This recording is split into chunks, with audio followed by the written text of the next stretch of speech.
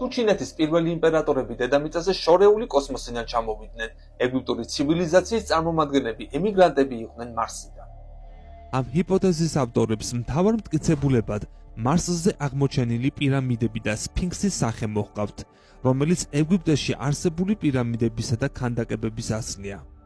ამის გარდა, ამერიკელმა გენეტიკოსებმა ფარაონების მუმიების ხანგრძლივი კვლევების შემდეგ ახალი თეორია გაავრცელეს, რომელშიც აღნიშნულია, რომ ძველი მმართველების ძვლის ქსოვილებში ისეთი ელემენტი გენი აღმოაჩინეს, რომელიც დედამიწელებისათვის დამახასიათებელი არ არის და აღნიშნული ანომალია ფარაონების 90%-ში არის დამახასიათებელი. ხოლო თუ თანამედროვე ეგვიპტელებს შორის ფარაონების შთამომავლები არიან, იმის ალბათობაც არსებობს, რომ დედამიწაზე უცხო პლანეტური წარმომავლობის ადამიანები ცხოვრობენ. ანტიკურ დროში მმართველები იქნებოდნენ ეს მეფეები, ფარაონები თუ იმპერატორები, ღვთიური წარმომავლობის მქონეებად ითვლებოდნენ.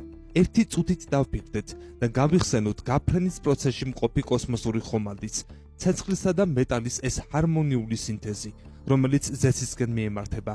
ახლა კი წარმოიდგინეთ, რომ ხართ 4000 წლის წინ დაბადებული ადამიანი, რომელმაც ისიც კი არ იცის, რომ პლანეტაზე ცხოვრობს, არათუ სფეროსებრზე და მზის გარშემო მბრუნავზე.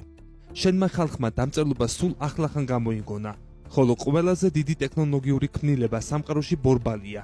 რას დაარქმევდი არსებას, რომელიც ზეციდან გეახლოვდება? რას აკვირველია ღმერთს?